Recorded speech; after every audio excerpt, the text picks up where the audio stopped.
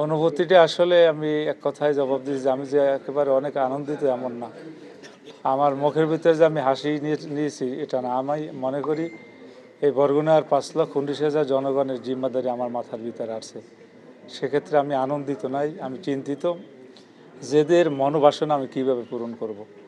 যেহেতু আমাদের মোহতারাম নায়েবে আমির একটা কথা বলছিলেন, কেউ যদি ক্ষমতা চেয়ারে বসে সে একটা আগুনের চাদর গায়ে দিল।